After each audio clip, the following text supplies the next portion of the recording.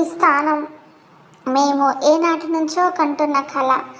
ఆ కళను ఇవాళ నా బిడ్డల కృషి వల్లే నెరవేరింది అని నేను ఎంతో గర్వంగా తెలియజేసుకుంటున్నాను అని చెప్పేసి ఆనంద ప్రెస్ మీట్లో నిలబడి సంతోషంగా గర్వంగా చెప్పుకుంటుంది. ఇక రోహిత్ లేచి నిలబడి అంటాడు కదా, మా సంస్థ సాధించిన ఈ విజయం వెనుక మా కష్టంలో అధిక భాగం అంటే 70% శ్రమ పడింది నా తమ్ముడు దర్శన్ మాత్రమే అని చెప్పేసి గర్వంగా వాళ్ళ తమ్ముడు దర్శన్ గురించి రోహిత్ చెప్తాడు. తర్వాత మళ్ళీ అంటాడు కదా, ఫైనల్లీ మేము అనుకున్నది సాధించాం, మాకెంతో సంతోషంగా ఉంది అని చెప్పేసి రోహిత్ అంటాడు. రోహిత్ ఇలా నిలబడి మాట్లాడుతూ ఉంటే ఇంకా లీలావతి వాళ్ళ భర్త ఉండంటాడు కదా, లీలావతి అంటది కదా వాళ్ళ ఆయనతోటి, రోహిత్ కూడా ఈ డీల్ కోసం ఎంతో వర్క్ చేశాడు కదండి, మరి అదంతా కూడా చెప్తే బాగుండేది కదా అని చెప్పేసి లీలావతి వాళ్ళ భర్తతో అంటది.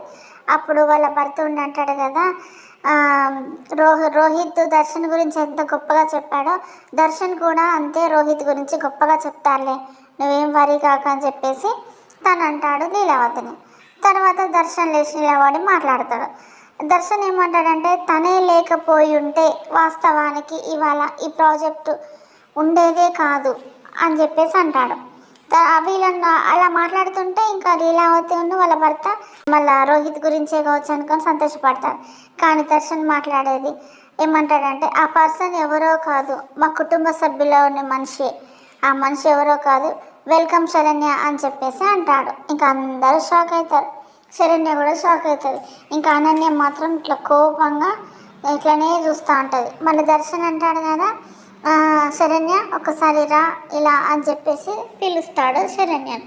ఇంకా సంతోషంగా శరణ్య లేచి పోతుంది అక్కడికి. ఇంక ఇదంతా చూసిన ఆనంద సంతోషపడుతుంది. ఇదంతా చూసి ఇంకా అంటే నా కొడుకు గురించి చెప్పలేదు అనుకుంటుందో, లేకపోతే వాళ్ళే అంత పొగుడుకుంటున్నారు అనుకుంటుందో లీలావతి మనసులో కొంచెం ఈర్ష అనేది మొదలవుతుందేమో అని అనుకుందాం. అసలు ఏం జరుగుతుందో నెక్స్ట్ ఎపిసోడ్లో చూద్దాం. ప్లీజ్ సబ్స్క్రైబ్ మై ఛానల్ అండి. బాయ్.